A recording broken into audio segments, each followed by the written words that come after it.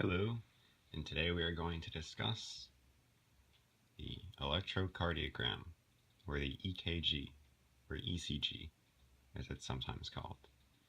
So, let's go into a little bit of background about the heart first, and how it works. So right here, in the right atrium of the heart, we have our pacemaker cells. And the pacemaker cells are basically in charge of supplying the electrical current or flow throughout the entire heart to make it contract. Now what the pacemaker cells do is they release a surge, essentially, of sodium ions. And these sodium ions start in the right atrium, and they suddenly shoot down right here to this atrioventricular node, and also over here to the left atrium. And that causes both of these atria to contract. And then they make a very slow movement down to this center part of the heart, and incredibly quickly shoot down right here to the tip of the heart. And this sudden shot down to the tip of the heart makes both of the ventricles in the heart contract, and that's what largely pumps the blood. And then after going there, they shoot back up the sides of the heart on the left and right to the middle of the heart once again, or sides. And then after that, they then go through what's called depolarization, which is essentially restoring the electrical balance in the cells of the heart. So basically what the sodium does as it races through the heart is it goes through and triggers a number of small gateways in the cells, which then release some calcium, which then release more calcium ions, and these positive ions then cause motor proteins and whatnot in the cells to pull together aspects of the cells, or pull together along these rods. And when that is happening through all of the muscle fibers, the entire muscle as a whole contracts. And the muscle fibers actually have small gateways in between them. Not the fibers per se, but the cells have small gateways in between them to allow the flow of such ions, so that the entire heart as a whole contracts. And if you look at this graph, essentially this is the graph taken by an EKG, which uses small electrodes to measure the electrical field created by the movement of these sodium ions in the heart. So basically in physics, we've discussed that electrons, as they move from one place to another, create an electrical field. And similarly, these sodium ions also do that, except the difference is that the sodium ions are positively charged and the electrons are negatively charged, but they do a similar function here. And essentially what the EKG does is it takes it plots the movement of the electrical field as it moves through the heart. So it is on the chest, it's placed on the chest. So as the electrical field moves towards the electrode that the EKG uses to measure, it will plot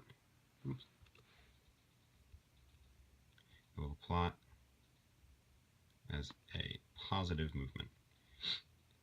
And as it moves away from the electrode, it will plot as a negative movement.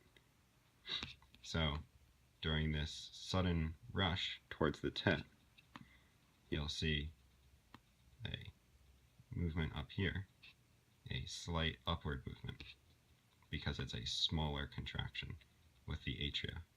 And then it takes its time on this medium portion, which is the small medium portion here,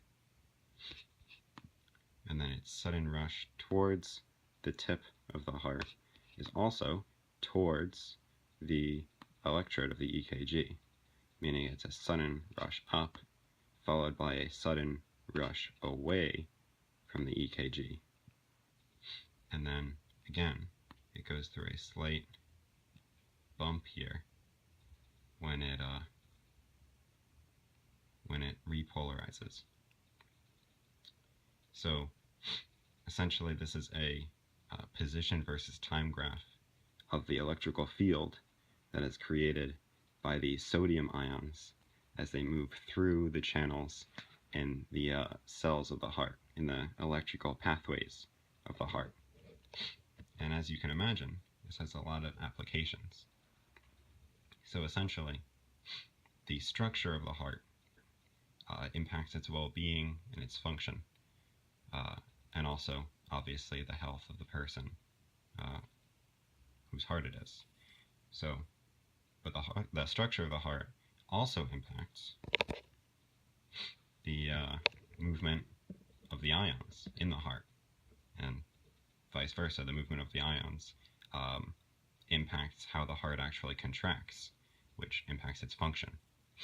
So, if this EKG graph can plot exactly how the electrical field moves in the heart, then it can plot basically the structure of the heart, because the structure of the heart impacts the movement of the electrodes, or not the electrodes, the ions picked up by the electrodes and graphed here. So, for example, there is a phenomenon, in which the movement, the sudden rush downwards, is actually slightly slower in one side than it is in the other. Meaning, instead of having a sudden rush forwards towards the tip, and then a simultaneous rush away towards the back of the heart, it's a sudden rush from one side towards the tip and away.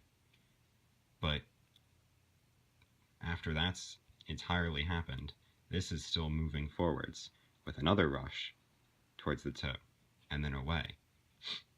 But since the EKG measures a net movement, not the individual movements, it would pick up, rather than a massive movement towards the tip and a massive movement away, it would pick up a small movement towards the tip, a small movement away, and then again a small movement towards the tip and a small movement away.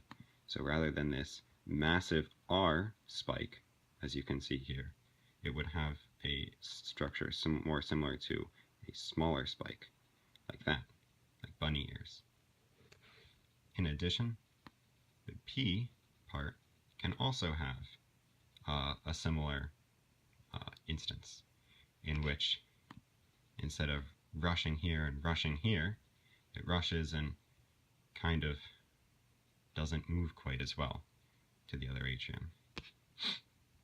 So it has, instead of a kind of small bump like this, it has two even smaller bumps.